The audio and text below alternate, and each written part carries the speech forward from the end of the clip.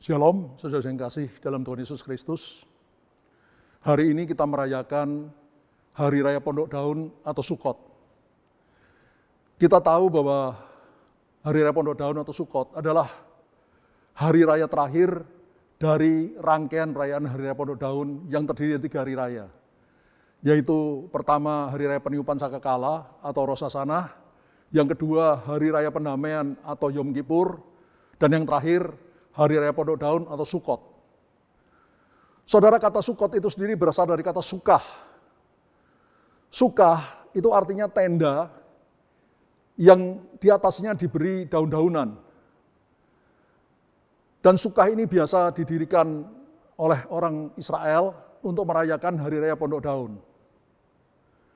Mereka biasa membangun sukah atau tenda dari kain, kemudian yang atasnya diberi daun-daunan. Itu di halaman belakang rumah mereka atau di sekitar rumah mereka. Dan selama masa perayaan Hari Raya Pondok Daun selama 7 hari, maka orang-orang Israel akan berusaha sebanyak mungkin untuk bisa berada di dalam sukah-sukah itu. Mereka duduk di sana, beristirahat di sana, membaca di sana, dan sering makan bersama dengan keluarga besar mereka di dalam sukah.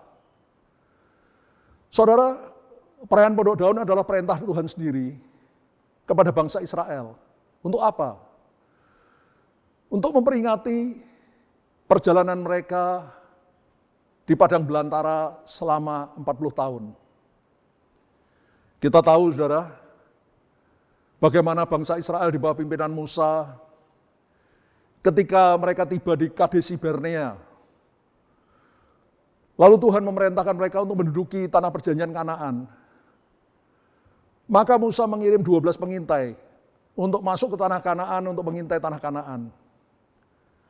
Ketika 12 pengintai itu kembali, 10 orang membawa kabar jelek.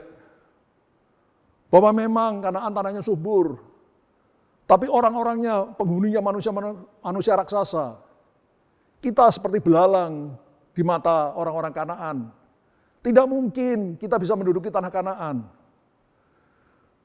Hanya 2 pengintai, yaitu Kaleb dan Yosua, yang berkata, memang penduduk Kanaan besar-besar, tapi kita bersama dengan Allah. Dan bersama dengan Allah, kita pasti bisa mengalahkan mereka dan menduduki tanah perjanjian Kanaan. Tapi perkataan Kaleb dan Yosua tidak didengarkan oleh bangsa Israel. Bahkan mereka mengambil batu untuk merajam Kaleb dan Yosua. Sehingga Tuhan sangat murka. Dan Tuhan memerintahkan bangsa Israel untuk kembali ke padang belantara. Dan berputar-putar selama 40 tahun di padang belantara. Sampai semua laki-laki yang berusia 20 tahun ke atas yang keluar dari Mesir mati terhantar di padang belantara. Baru setelah itu, angkatan yang baru di bawah pimpinan Yosua, Tuhan izinkan untuk masuk ke tanah perjanjian Kanaan. Saudara yang kekasih, Hari Raya Pondok Daun ini memperingati berakhirnya perjalanan bangsa Israel di padang belantara selama 40 tahun. Saudara, kita tahu ada 3 hari raya utama Israel yang Tuhan perintahkan untuk dirayakan oleh bangsa Israel melalui Musa, yaitu Paskah, Pentakosta, dan Pondok Daun. 2 hari raya sebelumnya, yaitu Paskah dan Pentakosta, sudah digenapi di dalam perjanjian baru. Saudara, tepat pada hari raya Paskah Israel, Yesus mati di atas kayu salib. Tepat pada hari raya roti tidak beragi, Yesus, roti hidup yang tanpa ragi dosa, mayatnya terbaring di kubur batu milik Yusuf dari Arimatea. Dan tepat pada hari raya buah sulung, yang bagi kita orang Kristen adalah hari raya Paskah kebangkitan Tuhan Yesus. Yesus bangkit dari antara orang mati sebagai buah sulungnya Allah yang pertama bangkit dari antara orang mati. Kematian dan kebangkitan Yesus terjadi tepat pada hari raya Paskah orang Yahudi 2000 tahun yang lalu. Dan tepat pada hari raya Pentakosta 2000 tahun yang lalu, Roh Kudus dicurahkan di atas kamar loteng Yerusalem. 120 murid Yesus penuh dengan Roh Kudus. Mereka berkata-kata dengan bahasa roh. Lalu sekali Petrus berkhotbah, 3.000 jiwa bertobat, dibaptiskan, dan sejak itu gereja lahir di atas muka bumi. Tetapi, saudara, hari raya Pondok Daun tidak bisa dirayakan di padang belantara. Hari raya Paskah dan Pentakosta bisa dirayakan oleh bangsa Israel ketika mereka berputar-putar di padang belantara. Tapi hari raya Pondok Daun tidak bisa dirayakan oleh bangsa Israel di padang belantara. Kenapa? Karena mereka belum masuk ke tanah perjanjian Kanaan. Karena Pondok Daun adalah untuk memperingati, merayakan perjalanan mereka, akhir perjalanan mereka di padang belantara. Karena itu sebelum mereka masuk ke tanah perjanjian Kanaan, mereka belum bisa merayakan hari raya Pondok Daun. Setelah bangsa Israel masuk ke tanah perjanjian Kanaan, barulah mereka mulai merayakan hari raya Pondok Daun. Saudara, hari raya Pondok Daun dirayakan oleh orang Israel selama 7 hari. Selama 7 hari, orang-orang Israel berusaha sebanyak mungkin untuk berada di dalam sukah, yaitu tenda-tenda yang atapnya diberi daun-daunan, untuk mengingat perjalanan mereka di padang belantara. Lalu pada hari ke-8, diadakan pesta perayaan selebrasi yang disebut Simkat Torah, artinya perayaan Taurat. Di sana orang Israel bersukaria, bahkan menari-nari untuk merayakan perayaan Taurat. Saudara, seperti saya sudah pernah katakan, saudara, kenapa hari raya Pondok Daun yang terdiri dari 3 hari raya, yaitu peniupan sangkakala atau Yom Rosh Hashanah, hari raya pendamaian atau Yom Kippur, dan hari raya Pondok Daun atau Sukkot, itu belum digenapi dalam perjanjian baru. Sedangkan 2 hari raya yang lain, Paskah dan Pentakosta, sudah digenapi dalam perjanjian baru. Kenapa Pondok Daun belum digenapi? Saya percaya hal ini karena Pondok Daun itu berbicara tentang kedatangan Tuhan Yesus yang kedua kalinya untuk menjemput gereja yang kudus yang tidak bercacat celah. Karena itu belum terjadi, maka hari raya Pondok Daun belum digenapi. Tapi saya percaya sebentar lagi melihat tanda-tanda zaman, maka hari raya Pondok Daun akan digenapi dengan kedatangan Tuhan Yesus yang kedua kalinya di awan-awan permai untuk menyebut gerejanya yang kudus, calon-calon pengantin wanita yang kudus tidak bercacat celah. Saudara, Tuhan Yesus bisa datang tepat di hari raya peniupan sangkakala atau Rosh Hashanah. Kenapa demikian? Karena pada hari raya Rosh Hashanah atau peniupan sangkakala atau tahun baru Ibrani, yang tahun ini 5782, maka imam-imam Israel akan meniupkan sangkakala terus-menerus. Dan Alkitab mencatat tanda utama kedatangan Yesus kedua kalinya untuk bentuk gerejanya adalah penghulu malaikat berseru dan sangkakala berbunyi. Malaikat-malaikat di atas akan meniup sangkakala Allah terus-menerus. Lalu Yesus turun dari surga di awan-awan. Sangkakalanya ditiup untuk mengumpulkan para calon-calon pengantin wanita Kristus dari keempat penjuru bumi. Saudara, karena itu saya percaya besar kemungkinan di salah satu hari raya Rosh Hashanah atau hari peniupan sangkakala di salah satu tahun kelak, Yesus akan datang untuk menjemput gerejanya. Karena di surga, di atas, di langit, malaikat-malaikat menunggu meniup sangkakala terus-menerus. Tapi di bumi, para imam-imam Israel juga meniup sangkakala terus-menerus. Jadi ada kesamaan yang sangat kuat dari kedua peristiwa ini. Hari raya Pondok Daun yang kedua adalah hari raya pendamaian atau Yom Kippur. Juga besar kemungkinan Tuhan Yesus akan datang di salah satu hari raya Yom Kippur atau hari raya pendamaian di salah satu tahun kelak. Kenapa demikian?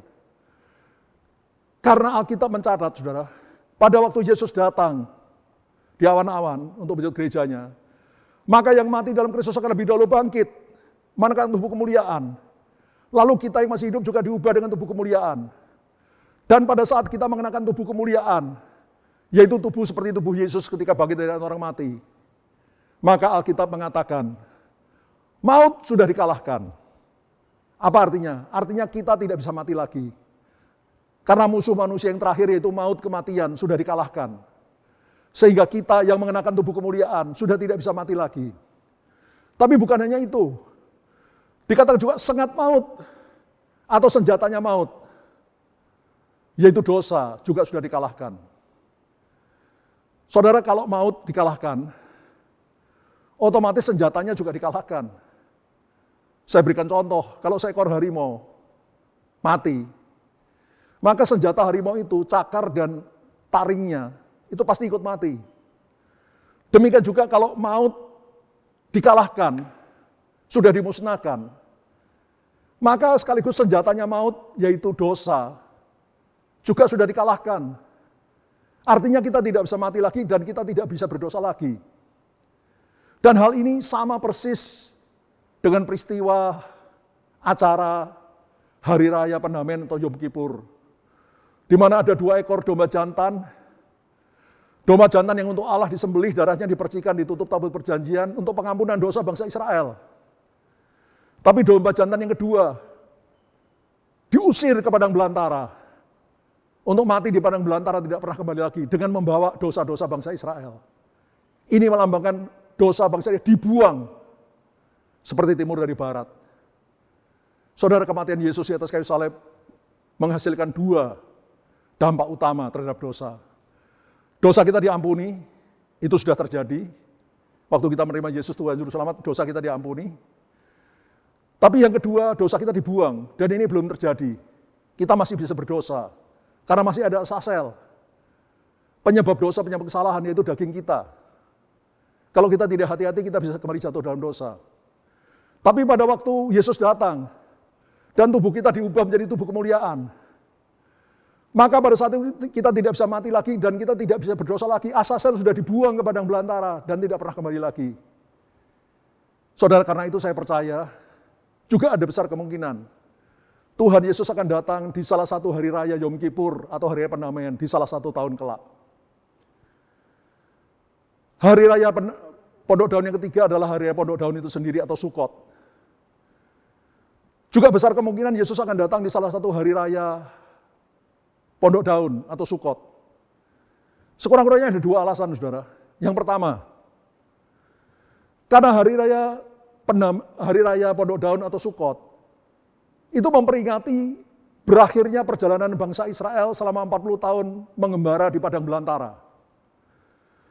Dan kalau sebentar lagi Yesus datang di awan-awan permai untuk menyebut kita gerejanya yang kudus tidak bercacat celah, maka pada saat itu kita akan rapture, menyongsong Tuhan di angkasa, lalu masuk ke dalam surga yang mulia. Saudara, dengan kita rapture, menyongsong Tuhan di angkasa, lalu masuk surga bersama Kristus, maka perjalanan kita gereja Tuhan di padang belantara dunia ini akan berakhir. Dan kita memasuki tanah perjanjian kita, yaitu surga yang mulia. Karena itu juga besar kemungkinan bahwa Yesus akan datang di salah satu hari raya Pondok Daun atau Sukot di salah satu tahun kelak. Saudara, alasan kedua, kenapa Yesus bisa datang di hari-hari Pondok Daun? Karena bagi kita orang Kristen, perayaan Pondok Daun itu juga bicara tentang pernikahan antara Kristus sebagai mempelai pria dengan kita gerejanya sebagai mempelai wanita. Saudara, di dalam pernikahan Yahudi kuno, atau mungkin sampai sekarang saya tidak tahu, maka pengantin wanita dan pengantin pria itu akan dinikahkan di bawah kanopi pernikahan atau cupah. Dan yang menikahkan adalah ayah dari pengantin pria. Saudara, di dalam Pondok Daun, perayaan Pondok Daun, dibangun pondok-pondokan yang di atasnya diberi daun-daunan. Dan ini melambangkan kanopi pernikahan atau cupah, di mana Tuhan Yesus sebagai mempelai pria, dengan gereja Tuhan sebagai mempelai wanita, akan dinikahkan, disatukan oleh Allah Bapa di surga. Karena itu juga besar kemungkinan Tuhan Yesus akan datang menyebut gerejanya, mempelai wanitanya, tepat di hari raya Pondok Daun atau Sukot di salah satu tahun kelak. Saudara, ketika kita sudah belajar tentang hari raya Pondok Daun yang terdiri 3 hari raya, Rosh Hashanah, Yom Kippur, dan Sukot, mari kita berjaga-jaga, saudara. Tanda-tanda zaman sudah menunjukkan bahwa tidak lama lagi Tuhan Yesus akan datang untuk menyebut gerejanya yang kudus, tidak bercacat celah. Mari sekali lagi saya mohon kita semua berjaga-jaga dengan hidup kudus, hidup menempel kepada Tuhan, melekat pada Tuhan, bersaat teduh tiap hari, menyediakan waktu untuk berdoa, memuji, menyembah Tuhan, baca firman-Nya, direnungkan, disimpan dalam hati, dan dilakukan dalam hidup. Sebagai ayat yang terakhir, saya akan membacakan Wahyu pasal 19, ayat 7 dan 8, tentang pernikahan anak domba Allah. Perjamuan kawin anak domba Allah. Marilah kita bersuka cita dan bersorak-sorai dan memuliakan Dia. Karena hari perkawinan anak domba telah tiba dan pengantinnya telah siap sedia. Dan kepadanya dikaruniakan supaya memakai kain lenan halus yang berkilau-kilauan dan yang putih bersih. Lenan halus itu adalah perbuatan-perbuatan yang benar dari orang-orang kudus. Jadi Alkitab mencatat kelak akan terjadi perjamuan kawin anak domba di surga. Hari yang besar, hari yang mulia, yaitu perkawinan anak domba Allah Tuhan Yesus Kristus dengan pengantinnya, yaitu gereja Tuhan yang terangkat naik rapture, menyongsong Tuhan di angkasa.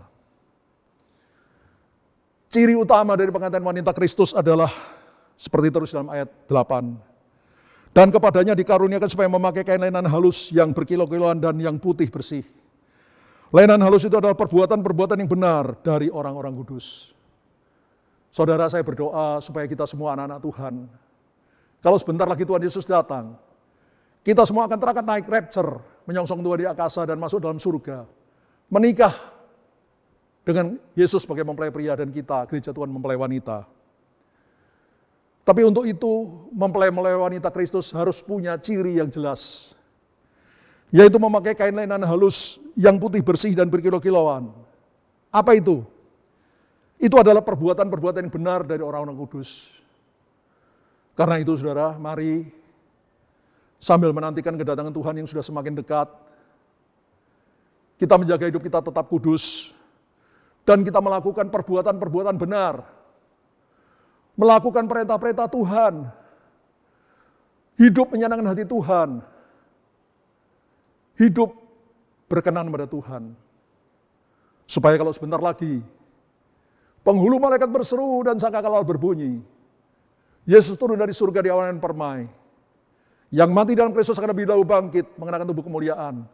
Lalu kita yang masih hidup, mengenakan tubuh kemuliaan juga. Lalu bersama-sama rapture menyongsong Tuhan di angkasa. Lalu masuk surga, menikah dengan Yesus, mempelai pria. Dan kita gereja Tuhan, mempelai wanita. Haleluya. Amin. Kita akan menutup ibadah ini dengan doa. Mari angkat kedua tangan saudara untuk menerima berkat dari Tuhan. Tuhan melindungi engkau dan memberkati engkau. Tuhan menyinari engkau dengan wajah-Nya dan memberi engkau kasih karunia. Tuhan menghadapkan wajah-Nya kepadamu dan memberi engkau damai sejahtera. Saudara yang kekasih, terimalah kasih dari Allah Bapa, kasih karunia dari Tuhan Yesus Kristus, pertolongan, persekutuan, dan penghiburan dari Allah Roh Kudus menyertai kita semua. Mulai saat ini sampai Maranatha, Tuhan Yesus datang kedua kalinya, bahkan sampai selama-lamanya. Kita yang percaya katakan, amin.